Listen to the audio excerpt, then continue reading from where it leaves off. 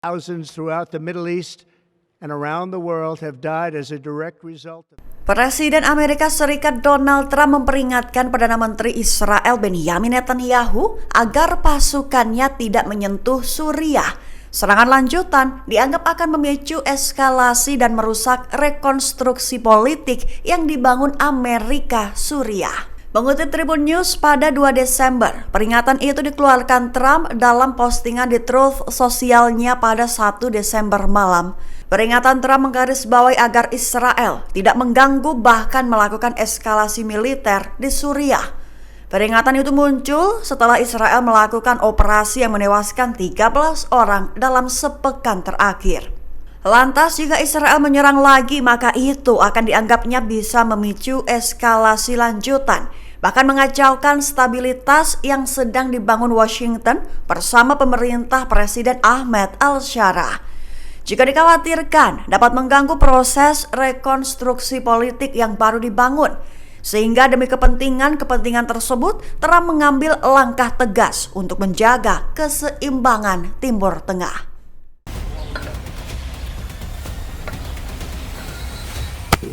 Perlawanan Palestina mulai bangkit dan melawan.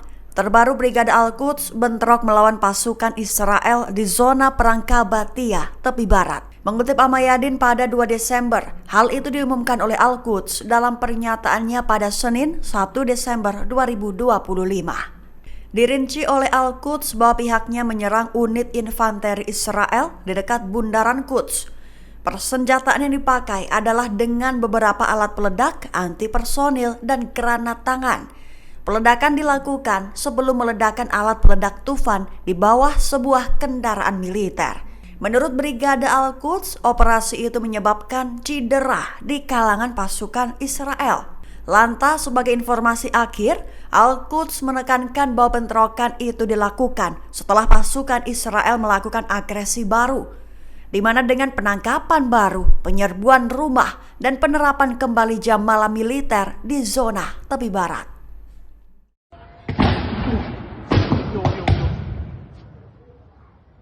Kota pesisir Netanya yang diduduki Israel dilanda lonjakan ledakan, disebut telah memicu kekhawatiran akan kemungkinan serangan rudal di antara penduduk. Mengutip Tasnim pada 2 Desember, kabar ini dilaporkan oleh media Israel pada Selasa 2 Desember 2025. Perlu diketahui di awal ledakan di Netanya itu terjadi akibat beberapa transformator meledak terlebih dahulu. Adapun lonjakan tegangan besar diduga yang memicu ledakan transformator awal.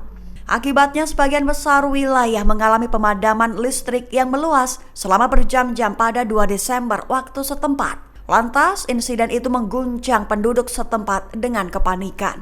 Seorang saksi mata menulis di media sosial bahwa ledakan itu begitu dahsyat hingga semua orang sempat mengira sedang terjadi serangan rudal. Menggambarkannya sebagai sesuatu yang mengerikan dan membuat mereka merasa hidup seperti bangsa prasejarah. Lantas, sebagai informasi akhir, rezim Israel berulang kali disorot dalam beberapa bulan terakhir, terkhusus terkait stabilitas jaringan, respon darurat, dan ketahanan infrastruktur di tengah ketegangan regional.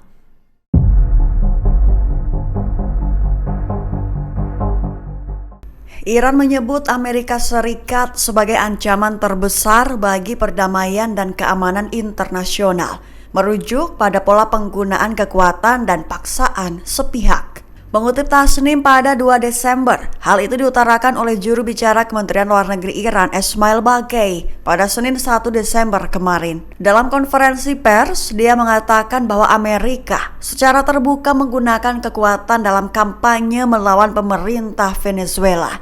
Disebutnya sebagai tindakan yang digambarkan sebagai sesuatu yang belum pernah terjadi sebelumnya dalam diplomasi modern.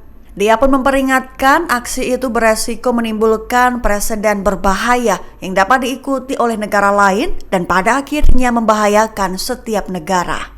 Lantas Bagei menegaskan bahwa Amerika kini telah berubah menjadi ancaman terbesar bagi perdamaian dan keamanan internasional, menggambarkan keputusan Amerika untuk menyatakan wilayah udara negara berdaulat lain ditutup sebagai pelanggaran hukum internasional yang belum pernah terjadi sebelumnya.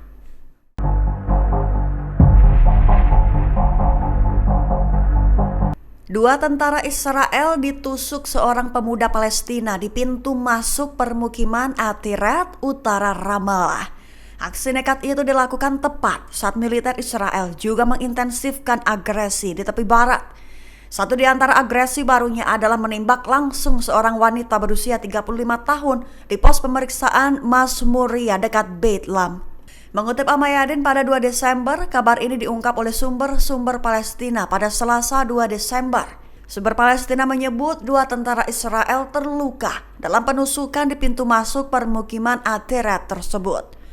Sebagai balasan, pelaku diketahui tewas ditembak pasukan Israel. Aksi nekat pemuda Palestina ini dilakukan saat Israel terus meningkatkan agresinya di tepi barat, melakukan penggerebekan di desa-desa Palestina, menangkap dan menyerang warga. Bahkan seorang wanita ditembak oleh tembakan langsung di pos pemeriksaan Masmuria dekat Beit Lam dini hari tadi. Jika menyerbu Rumah Sakit Al-Ahli, area di sekitar Rumah Sakit Al-Mizan, dan Rumah Sakit Muhammad Ali Al-Muhtasib di kota Al-Khalil, tepi barat selatan, serta melakukan penggerebekan di beberapa wilayah Tubas, Al-Khalil, dan Nablus.